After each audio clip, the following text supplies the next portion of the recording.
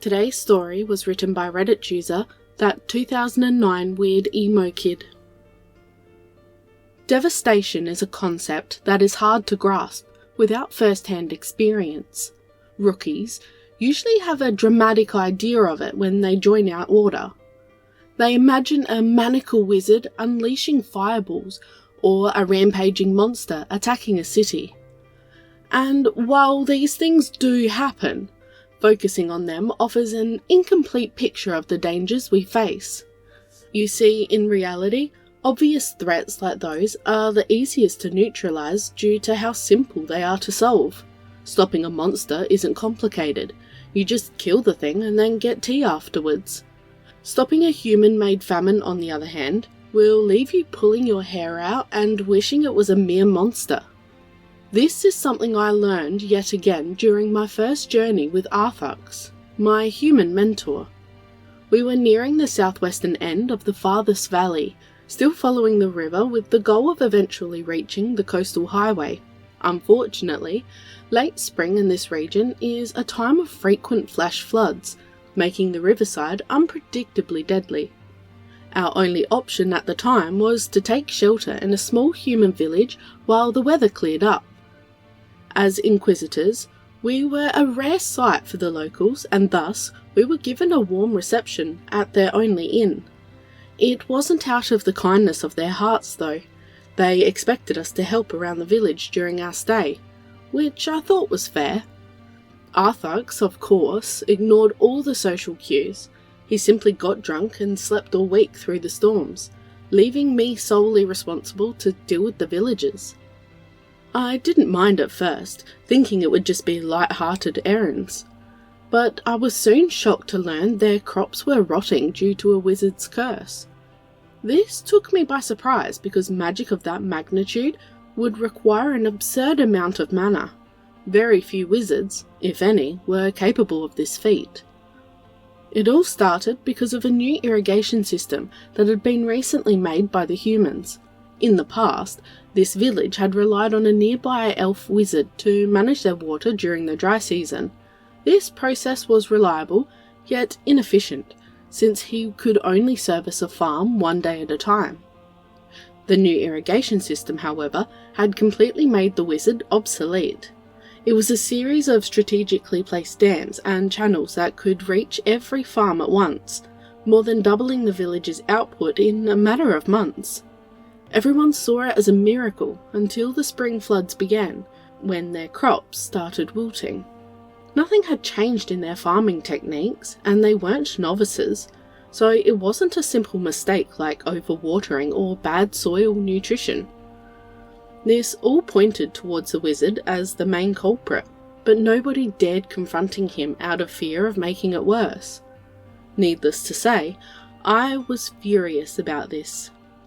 It was an abuse of magic that disgusted me to my very core. After learning about it, I immediately marched to the wizard's tower, ready to fight this psychopath and bring him to justice. What I found, though, left me completely stumped. The wizard was an old elf who fainted at the mere suggestion of violence. I even had to drag his unconscious body over to a couch and wait for him to wake up, which left me wondering how someone so squeamish could unleash a famine. Soon enough, the wizard explained that he hadn't done anything to the village, saying they did it to themselves. I narrowed my eyes. How convenient. "It's the truth," said the wizard, exacerbated. "Then what's causing it?" "Monster blood. Or ichor, if you prefer the technical term. You see, the spring floods tend to wipe out every monster nest in their path, filling the river with blood. Normally, this is circumvented by filtering it out with enchanted plants, but growing them takes time and constant upkeep." "And you couldn't warn them about this?" "Why should I?" The wizard looked away, despondent. "They discarded me," he frowned. "And then they have the gall to blame me. Screw that. Let them reap what they sowed."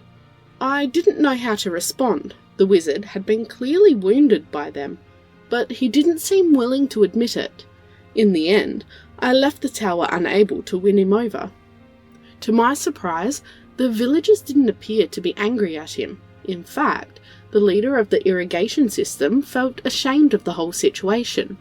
The reason he started his project in the first place was because he wanted to make the wizard's life easier, adding, "This village was founded by an adventuring party that he belonged to. He always kept an eye on us, but he never really spent any time here unless it was absolutely necessary, so I didn't think he actually enjoyed it." Everyone agreed with a chest-fallen nod. I thought this meant they were giving up, but it seemed they were aware of what they had to do now. The next day, a huge mob of villagers headed over to the wizard's tower. It looked like they were going to lynch him. Instead, they all apologized.